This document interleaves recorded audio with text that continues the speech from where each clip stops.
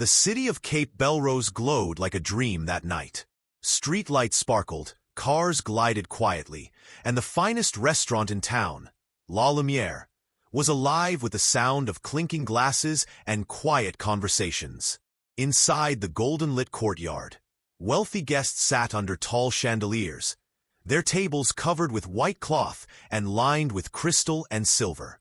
Soft music played in the background, and the smell of roasted lamb and truffle butter floated through the air.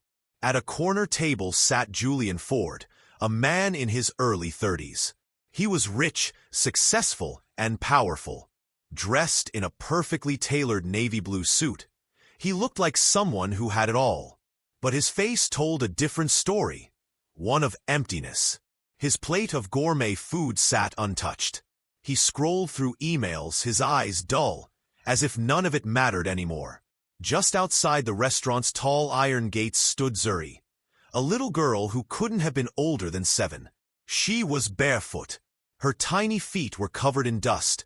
Her dress was torn and hanging loosely from her bony shoulders. She looked so small, so tired. But most of all, so hungry. She had been standing there for over an hour, watching people laugh, eat, and leave behind plates of food she could only dream of. Her stomach growled painfully, but she didn't cry. She had learned to stay quiet. She was used to being ignored. Then she saw a waiter come outside, holding a tray of half-eaten food. Her eyes lit up. Maybe, just maybe, he'd leave it there. She took a step forward. "Stop right there," the waiter barked. His voice was sharp and cold. "Don't touch that girl. Go away. Street kids don't belong here." Zuri flinched and stepped back quickly.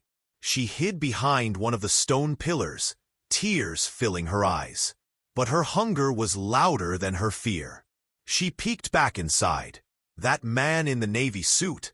He was still sitting alone. His food was untouched. There was bread, roasted chicken, even chocolate tart. Just ask, she told herself. Just once. And so, with her tiny hand shaking, Zuri did something most kids would never dare. She walked barefoot into the restaurant, right across the shiny stone floor. Her heart pounded in her chest. Gasps filled the air. "Where did she come from?" a woman whispered. "Why isn't security doing anything?" a man mumbled angrily. The head waiter stormed toward her, his shiny shoes clicking on the ground. "Little girl, leave this place now," he snapped. But before he could touch her, Zuri looked up at the man in the navy suit. Her voice was so soft, it almost disappeared into the music. "Sir, can I eat with you?" Julian looked up, surprised. For a second, he just stared at her. This little girl with big brown eyes, sunken cheeks, and torn clothes. She didn't belong in a place like this. But something about her, it tugged at something deep inside him. He remembered being a boy like her. Dirty, hungry, alone, standing outside bakeries, praying someone would give him a piece of bread. But no one did. "Sir?" the waiter asked again. "Should I remove her?" Julian stood up slowly. "Bring another plate," he said. The waiter blinked. "Excuse me?" Julian's voice was firm. "The best you have. And bring it fast." Zuri's eyes widened. "Really?" she asked quietly. "What's your name, sweetheart?" "Zuri." Julian knelt down so he could see her properly. "Come sit with me, Zuri. Tonight, you're my guest." People at other tables gasped again. "A millionaire eating with a homeless child?" someone sneered. But Julian didn't care. He pulled out a chair and gently patted it. "Sit down, sweet girl." He looked at the waiter. "And bring warm bread first." "She's cold." The waiter hesitated, then rushed off red-faced. Julian turned to the room, his voice louder now. "You're all staring.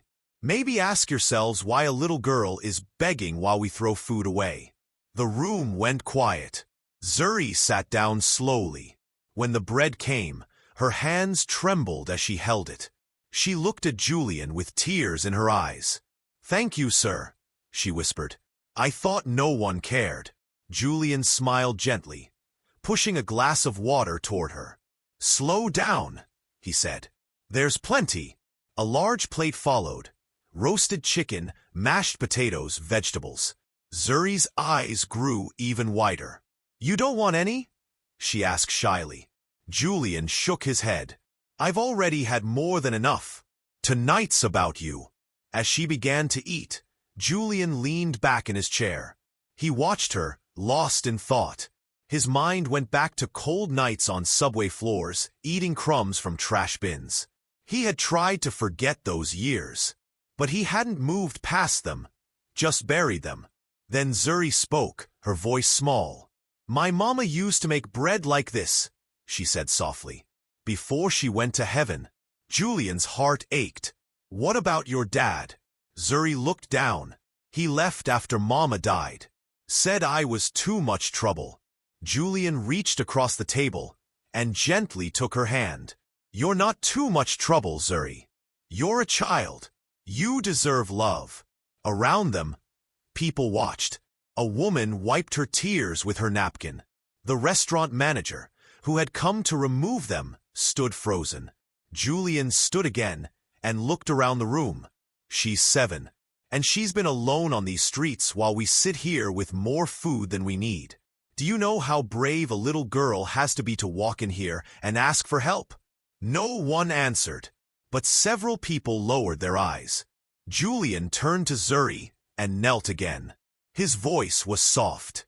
You don't have to beg anymore. Not ever again. I'm going to take care of you. Zuri's lips quivered. You're not sending me away? Never, Julian said. His voice cracked with emotion. You're coming home with me. She threw her arms around him, sobbing. I promise I'll be good. Julian hugged her tightly. You already are. A man at a nearby table reached into his wallet and left a $100 bill on Julian's table with a note. For her future. That night, everything changed. Not just for Zuri, but for Julian too. Julian gently wrapped his suit jacket around Zuri's small shoulders. She was still trembling, but not from the cold anymore, from disbelief. As the waiter returned with a soft wool blanket from the back of the kitchen, the restaurant remained silent. No more forks clinking, no more quiet laughter.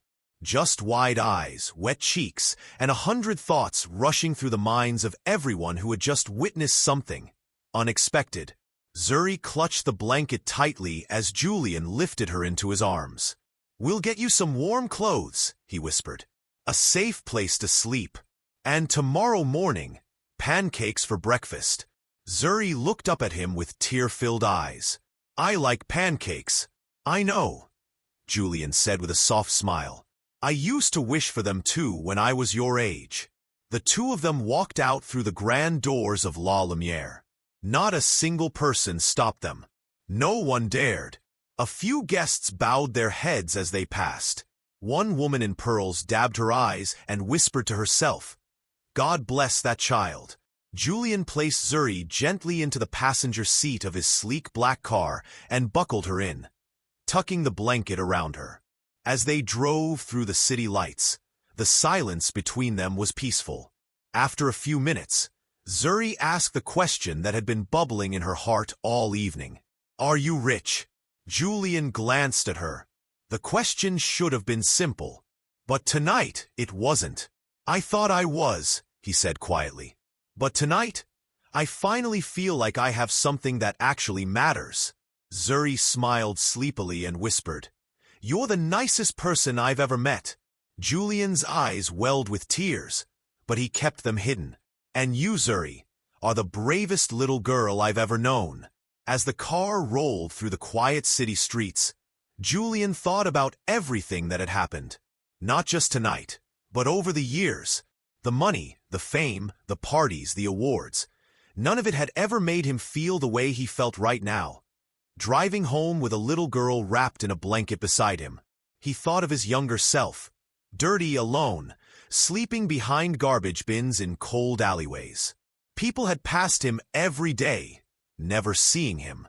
He had always promised that if he ever made it, he'd help kids like him. But he had gotten busy. Too busy. And somewhere along the way, he had forgotten. Until tonight. When they arrived at Julian's home, Zuri's mouth fell open. The house looked like a palace, glowing in the moonlight. "Is this where you live?" she asked. Julian nodded. "It's home. And now, it's yours too." He carried her inside, past tall glass doors and a grand staircase. But Zuri didn't care about the gold frames or fancy carpets. What caught her eye was the warmth, the smell of cookies from the kitchen, the cozy lights, the feeling of safety. Julian led her to a guest room and gently placed her on the bed. The sheets were soft, and the pillows were like clouds. "Do you want to take a bath first?" he asked. Zuri hesitated, then nodded shyly. Soon, she was soaking in a warm tub filled with bubbles, her first real bath in months. Julian laid out fresh pajamas, small ones he had quickly found in a storage box from a charity event. They were too big, but Zuri didn't mind. She felt like a princess.